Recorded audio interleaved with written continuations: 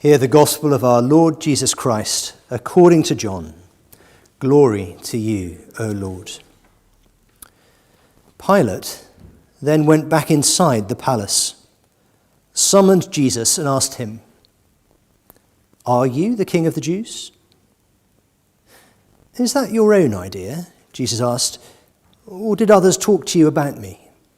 "Am I a Jew?" Pilate replied.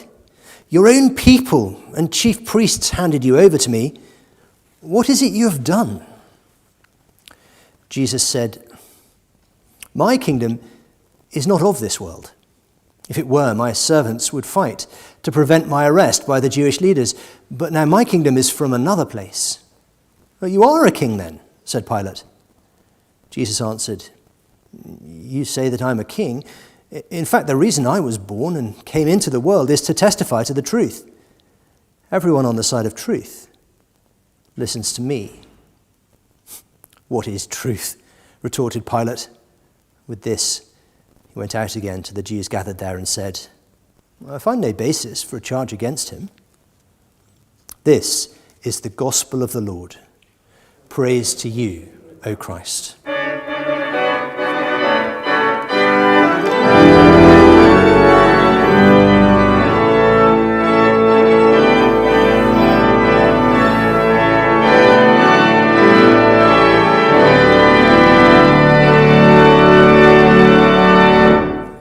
Please be seated.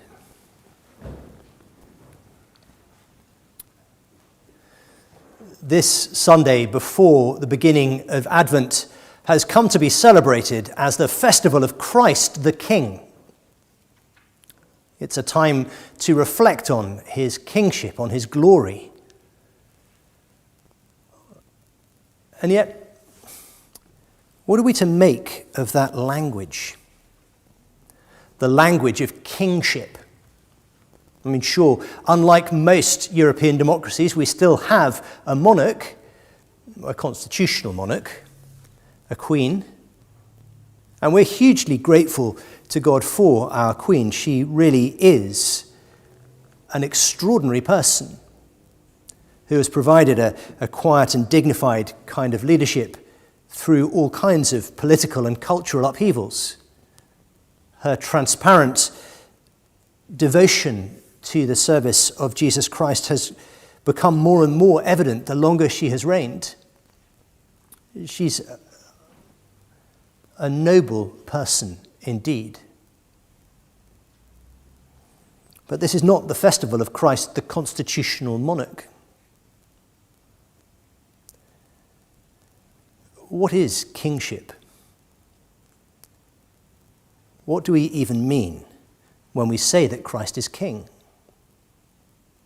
It's a question Pilate was interested in, isn't it? Are you a king? Are you the King of the Jews, he asks. Those questions go much deeper for Pilate than he would like to think, and we'll see that as we look through this passage in John chapter 18. But even the ancients recognized that this question of kingship was vexed. Herodotus, the Greek historian known as the father of history by some, or by Plutarch as the father of lies, because of some details that he got wrong and because of some unkind things he said about the city of Thebes. But Herodotus was fascinated by this question of rule, this question of power. Reflecting on the Persian conquests of Greece, on the way in which power was projected on a global stage, he asked the question, where is this capacity, where is this rapacity, this hunger for power, where does it come from? How is it understood? How is it managed? He travelled around a great deal more than almost anyone of his generation, and saw the differences between cultures and came to a very interesting conclusion. It came about in part as he considered the burial customs of the Greeks who cremated their dead, who reverently burnt the bodies of those they loved into ash. When he went to a particular part of India where he says that there they devoured the bodies of their dead.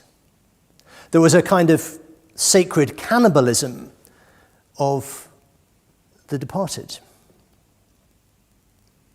And he said, you speak to a Greek of cannibalism and they will be revolted. It seems completely wrong. But you speak to an Indian of cremation and they will be completely revolted. It's not how you do things. And Herodotus concluded, custom is king. The way we do things here is the real authority. And so, I suppose, in one sense, he was pleading for people to have more understanding, to see that different cultures did things differently, to understand that you don't have to impose your way of being on the whole world.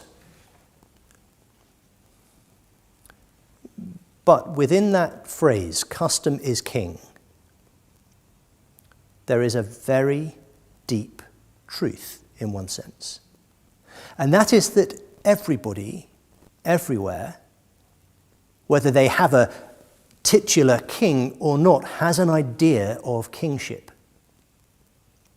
An idea that somehow there is something or someone who tells you how to be in the world, who tells you how to live, who tells you how things should be done, who ultimately is in charge. Herodotus, unusually widely travelled as he was, said it's custom. It's the way cultures do things that is ultimately the most powerful force.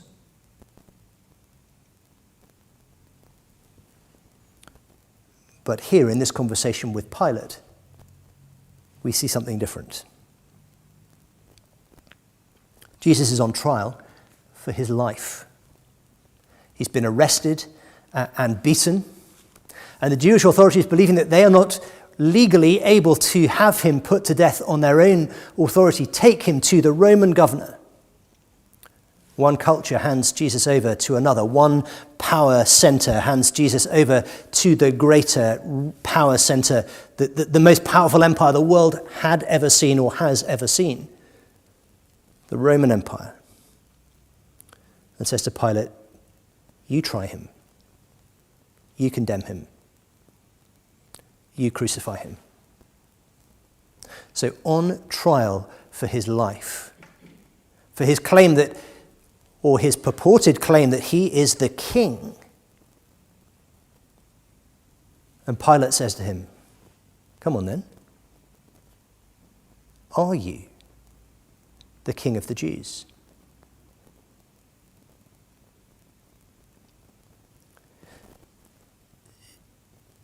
Jesus doesn't give him a straight answer. Not immediately, because he needs to get right down to the root of the question. Come on, Pilate, what are you asking me? Are these your words, he says? Or have others told you about me? Do you want to know whether I'm a king, or is this just a pretext? And Pilate says, am I a Jew? Dismisses Jesus' retort. It's a fascinating back and forth, isn't it? You can almost imagine yourself there in Pilate's palace, surrounded by evidence of Pilate's enormous power. Jesus, bleeding, beaten, apparently completely powerless. And yet in that moment, the tables turn completely. Somehow Pilate sees it. Am I a Jew? On the one hand, it's a refusal of Jesus' question, a refusal to adjudicate in the question of who may or may not be the king of the Jews. But in another sense, Pilate's seen something else. Are you claiming to be my king? Says Pilate. I'm not one of you. And Jesus replies in a really fascinating way. My kingdom is not of this world.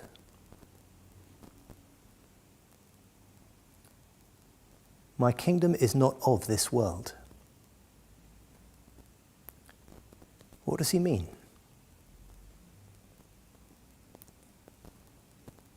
In that response, you somehow find yourself drifting towards the heart of everything about the ministry of Jesus, about the message of Jesus that continues to this day, about the claims that Jesus makes on Pilate and on you and on me.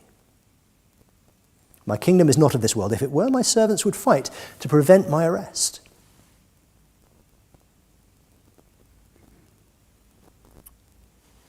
There's a clue to what's going on in our first reading from Daniel chapter 7. Daniel has lived as an exile in Babylon from his early youth.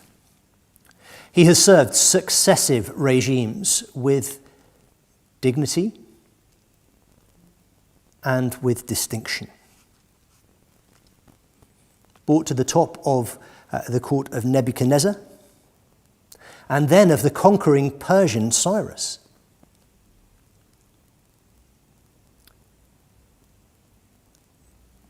Interpreting dreams for the rulers of what would have been the known world to him. But then in Daniel chapter 7, he has a dream of his own. A dream in which he sees 4 terrifying beasts coming out of the sea. And those terrifying beasts represent empires, dynasties, cultures that will rule and ravage the world. They're terrifying, and they rule by violence. And then Daniel sees the throne room of heaven itself, a vision of the Almighty, a vision of his throne, a vision of thousands upon thousands, 10,000 upon 10,000 of these angels in attendance around the throne of God. And then into his presence is led one like a son of man, a human figure. And this is what's said about him. In my vision at night I looked, and there before me was one like a son of man coming with the clouds of heaven. He approached the Ancient of Days and was led into his presence. He was given authority, glory, and sovereign power. All nations and peoples of every language worshipped him. His dominion is an everlasting dominion that will not pass away, and his kingdom is one that will never be destroyed. Here is a human figure who becomes an eternal king. He is not like the other, his kingdom is not like the other kingdoms. Because each of those other kingdoms is animalistic. It's portrayed by a beast. It is terrifying. They are all about power, all about destroying opposition. They have terrifying claws and horns and teeth. They are animals.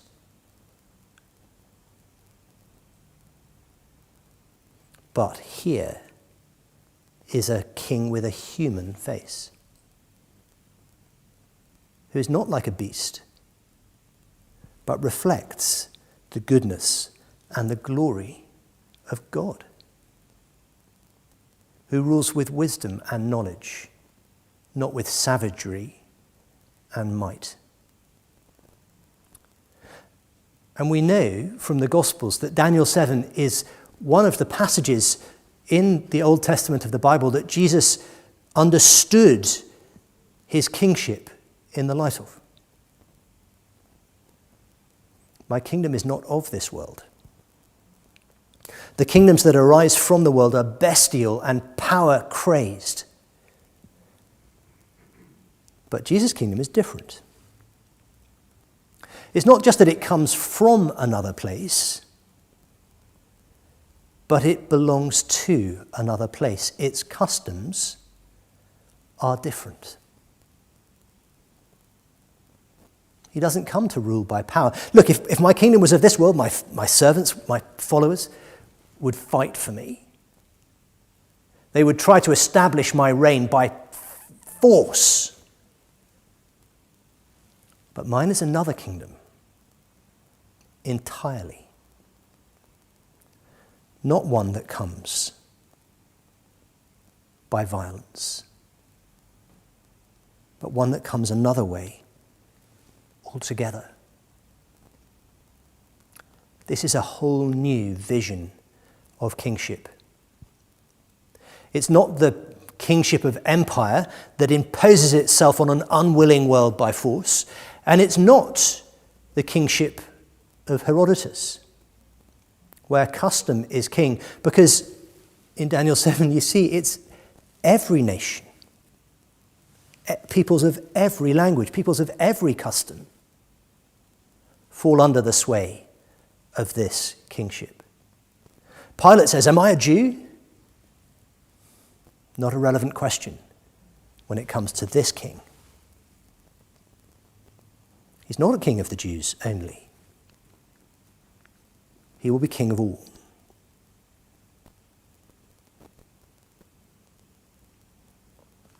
I wonder whether you have ever thought about the world in these terms. Every claim to power and authority that any kingdom has ever made has come in one way or another at the point of a sword or a spear or a gun. It's always been enforced by violence.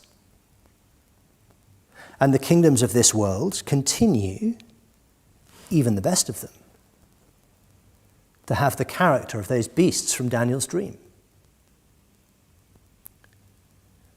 We've seen it in the awful story, haven't we, this week of that Chinese tennis player, Peng, who claimed publicly to have been sexually assaulted by a powerful government minister and then almost in an instant disappeared. Not just from public view, but from history. Any mention of her is unfindable on the Chinese internet. And indeed she herself seems to have disappeared. And the person that she's accused, well, there is no evidence in China of anything other than his heroism. That's how power works. It crushes opposition.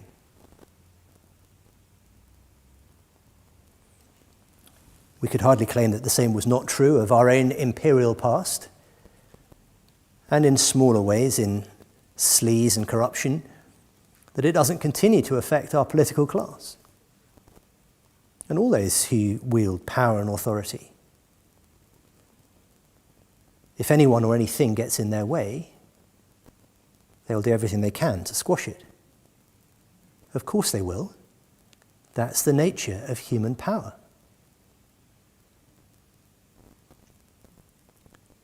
But Jesus says, my kingdom is not of this world. It is of a different sort. So Jesus' kingdom comes at the tip of a spear, but it is not facing out, but in. It is a kingdom that comes with bloodshed, but it is his own blood that is shed. He conquers not by killing, but by dying. This morning at the 9:15 service, we were thinking about the conversion of Saul. He comes not by destroying and crushing his enemies, and Saul was his enemy, but by loving and forgiving his enemies. So that Saul, who persecuted the church, who put people to death and had people thrown in prison, and tried by all violent means, using the methods of the kingdom of this world to destroy the kingdom of Jesus Christ, Jesus didn't crush him underfoot. He raised him up. He called him home. Hanging on the cross, bleeding and dying, Jesus used what little precious breath he had left, to pray that God would forgive his executioners. This kingdom is not of this world. He conquers in his own defeat. He is enthroned in the moment of his own death. That is the story of John's Gospel as you read it through. As Pilate thinks he is stripping him of power, ironically, all he is doing is leading him to his throne.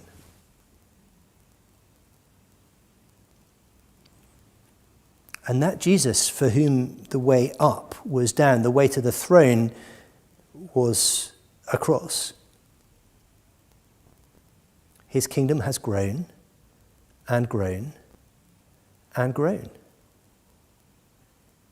Within just a few centuries, it had overwhelmed the empire that had originally put him to death. And it has, by more than 1,000 years, outlived that empire. And many other empires have come and gone in the meantime, but the kingdom of Christ continues to grow. And we've mentioned China, a nation that 50 years ago tried to eradicate Christianity altogether, that has become the place with more Christians than any other nation on earth. As the kingdom of Christ just grows and grows. And as he is glorified, even as people try to oppress his people. This is not a kingdom of this world. It is different. It is unspeakably glorious.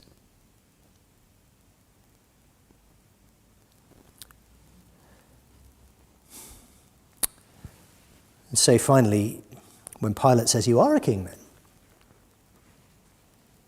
Jesus says, "Okay, you say that I'm a king. In fact, the reason I was born, the reason I came into this world is to testify to the truth, and everyone on the side of truth listens to me." Pilate, this is bigger than being king of the Jews. I have come into this world as a king to bring the truth.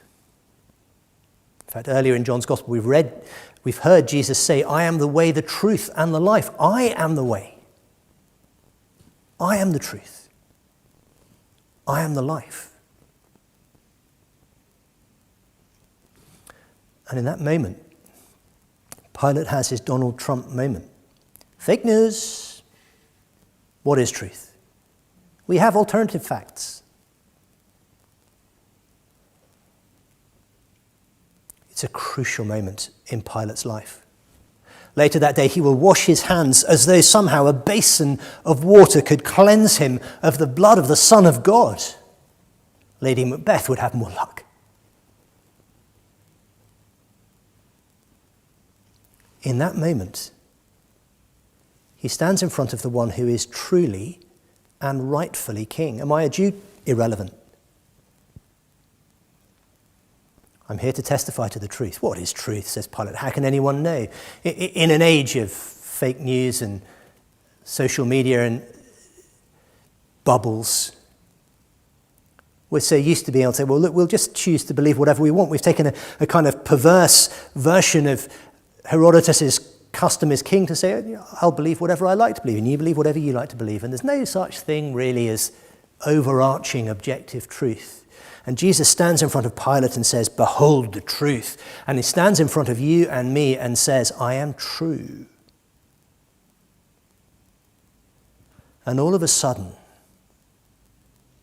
for Pilate, and for us as we read it, the trial has suddenly switched over. And now we find ourselves confronted by the true king, who conquers by dying, not by killing, who exists, as he says throughout his gospel, not to glorify himself, but to glorify the one who sent him, who seeks not his own glory, but the glory of another, who seeks not his own good, but the good of those he serves. But we stand before that king, and the question comes to us.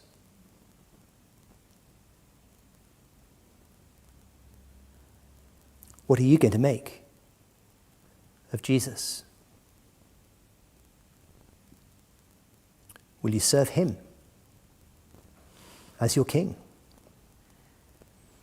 Will you be part of his kingdom, characterized not by violence or power, but by love? Will you let him govern how things are done in your home, in your job, in your church? Will we do things his way or our own? Is custom king or is Jesus king? We may well, at different points in our lives, find that we are tempted to take Pilate's way out. Well, what is truth? Who even knows?